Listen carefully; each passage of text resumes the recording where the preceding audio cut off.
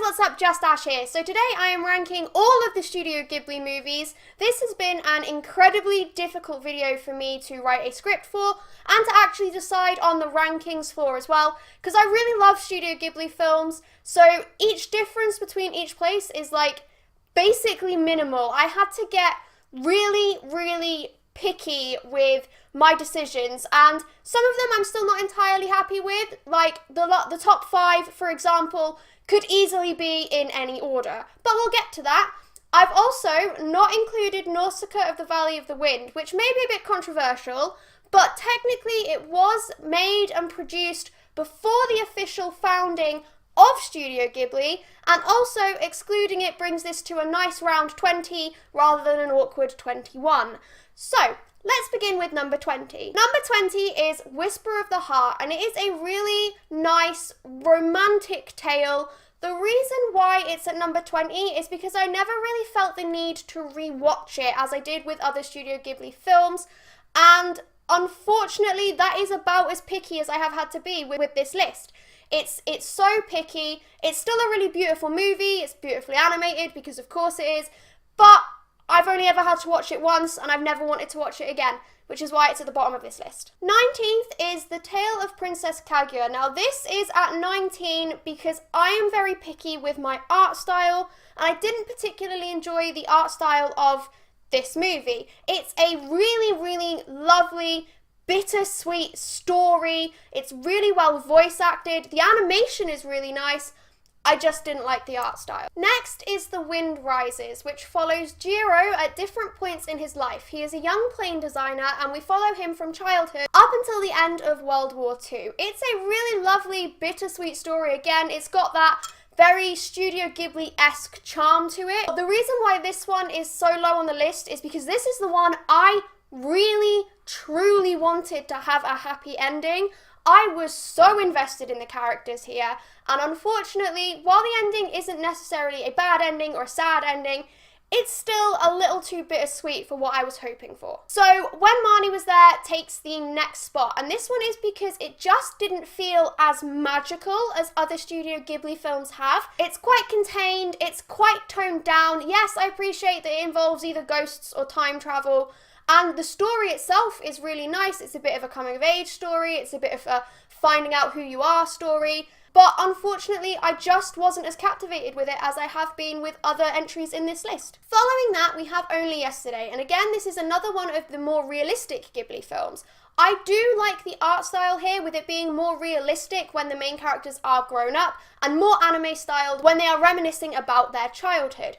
It's a lovely story. It really hits home with anyone who has ever reminisced about being 10 years old, but it's just a little too melancholy for me, and again, it's one of the more realistic movies, and it misses that mystical, magical charm that I really like from Ghibli films. Number 15 is From Up on Poppy Hill. It concerns a budding romance and a mystery-shrouded past, and again, it is one of the more realistic movies, which is why they're all quite low on this list. I'm sure you've gathered that by now, so I'm going to stop pointing it out. Poppy Hill, though, almost manages to be a feel-good film. However, it does still deal heavily with themes of loss and growing up, and again, it's just not as magical for me. Moving on, it's Porco Rosso. Now, this is a classic World War I love story. It's a big affair like that, but it does have mystical elements mixed in that the main character is cursed to look like a pig. What I really love about Porco Rosso is the fact that there is a certain ambiguity behind everything. The curse is never really explained. It's never really shown in the ending whether the curse is broken and people get their happy endings, or if it's still a very bittersweet kind of melancholy. There are a lot of key words you can use when describing Ghibli films, and they are bittersweet, melancholy, mystical, magical, and charming, basically, so expect to hear that a lot from here on out. But Porco Rosso still feels like an extraordinary adventure, which is why it is number 14. The next spot goes to My Neighbours the Yamadas. This one is an oddball in the Ghibli film kind of rankings, in that it's a series of vignettes that follow a family during quite normal things in their lives, such as losing your child at a grocery store, getting your first girlfriend, things like that.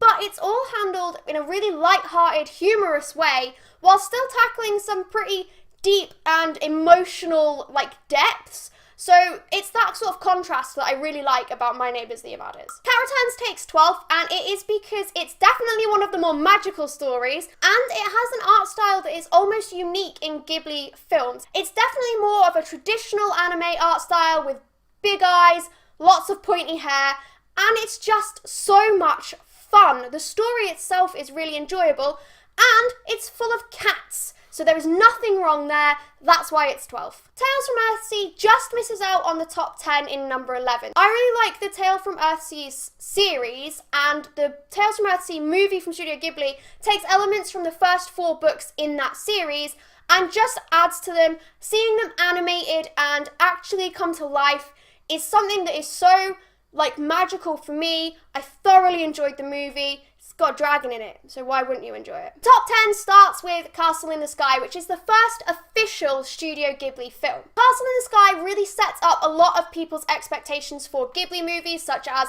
a whimsical, if slightly tragic setting, lots of melancholy, themes of growing up, things like that. Mostly though, Castle in the Sky starts off the top 10 because of the art style and direction, and the fact that it's overall a very entertaining story. So number 9 is Grave of the Fireflies, and I bet you guys honestly thought that this would rank a lot lower because it is so tragic. However, it is a truly beautiful story of 2 siblings trying to survive during World War II. And despite bawling my eyes out every single time I watch it, I am always absolutely captivated by the story, always completely enamored with the art style and the general subtlety and nuance with which the story is handled. Most people say that it is a war movie or it's an anti-war movie, but both the studio and a lot of other people out there think that it is simply a story set with the backdrop of war, and that's what I believe, and I think that's what makes it such a tragically beautiful story. On a lighter note, Ponyo is number 8, and Ponyo is probably the Studio Ghibli movie that has the least bittersweet ending. It's so upbeat, it's so much fun, it's so magical and mystical. There are elements of things like the Little Mermaid mixed in. It's really good. I highly recommend you watch Ponyo if you haven't watched it already, especially if it's going to be one of your first Ghibli films. Watch Ponyo, it's great, no one watches it. I have no one to talk to about Ponyo. Next up is My Neighbor Totoro, and this is where the nostalgia really kicks in. Totoro was one of the first Ghibli movies that I ever watched. It's a really nice, sweet movie. There's very little tension. Nothing ever feels too intense. It's just a happy, feel-good-ish film, and overall it ends very well. Plus, Cat Bus is in it, and I love Cat Bus. Secret Life of Arrietty misses out on top 5. However, this is where I've had to get so picky because everything after this point could have been in any order or could have all been joint first. Arrietty only misses out on the top 5 because it is a story that I already know quite well. I do enjoy The Borrowers, and I didn't watch Arrietty for the first time until I was 21, which I know is a really long time. It came out a good few years before that.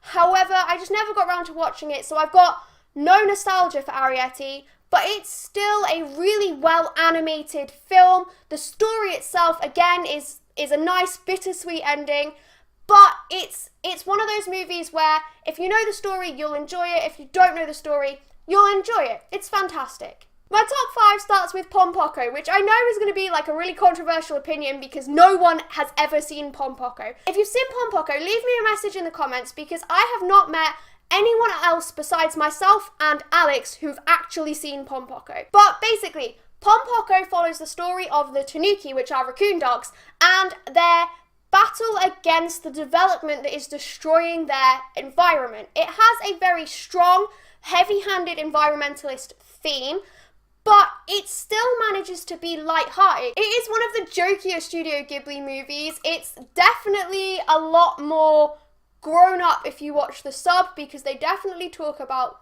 testicle pouches and not just raccoon pouches. I really wish that was a joke, but I promise you that is a thing.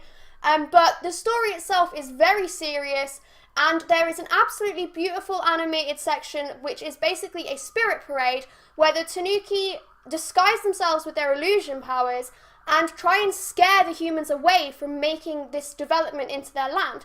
and it's stunning. It's absolutely beautiful. Again, watch Pompoko, please. I want someone to talk to about Pompoko. Kiki's Delivery Service is another nostalgia-based entry at number 4. I remember the first time I watched Kiki's Delivery Service, I was so obsessed with anything to do with magic. I was really obsessed with Harry Potter. I was really obsessed with all sorts of things like that. So Kiki's Delivery Service is so high on this list because it's a beautiful, whimsical story. It's all about growing up, finding yourself, becoming an adult, and it's just so whimsical, which I think I've said about 20 times in this video. But I promise you, Kiki is a beautiful movie.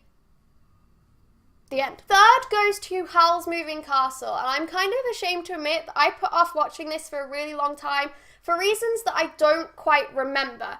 However, when I did get around to watching it, I really enjoyed it. It's another one of those Ghibli movies that's a little bit more grown up in its storytelling. There are some pretty freaky sequences, but personally, I really relate to Howl, especially when he has his meltdown over his hair colour going wrong, because I have definitely had that exact same meltdown multiple times. Now, first and second could have easily been in any order, much like pretty much everything else on this list. However, I decided to put Princess Mononoke in second.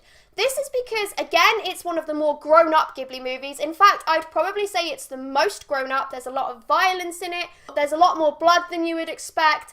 And it deals with some pretty deep, dark themes. There's lots of demons going on. But overall, it's a lovely story. It does have another very heavy-handed environmentalist message. But again, it's handled with subtlety and nuance. Ashitaka and Sam are possibly two of my favourite characters. They have a lot of character development themselves within the movie, and they also get to just hang out with some really cool gods, which is fantastic. And if you have been paying attention, you will realise that number 1 is Spirited Away, which I know is kind of basic and everyone says Spirited Away is their favourite Ghibli movie, but for me, it's because I watched it when I was 11 years old, maybe 12 years old, for the very first time in Japanese. It was the start of my obsession with Japanese culture, which I've thankfully grown out of now. But I have a lot of nostalgic feelings about this movie. It manages to make me cry almost every single time I watch it. It's just such a beautiful, sweet story. It follows Chihiro as she moves from her town with all of her friends to a new town, and the story within the bathhouse of the god really reflects her transition from being a child to a more mature teenager. It's one of those stories that really hit home for me because I was in the same sort of position when I watched it for the first time. I was going from middle school to high school, and I was going through basically the same transition, which is why I love Spirited Away so much. It will always be top of any Studio Ghibli list, ranking, favourites that I do. And there we go, that's the end of this video. If you've enjoyed it, please give it a like. Don't forget to leave a comment somewhere down below. And as always, pour yourself a nice cup of tea and join me next Friday at 8 for another video.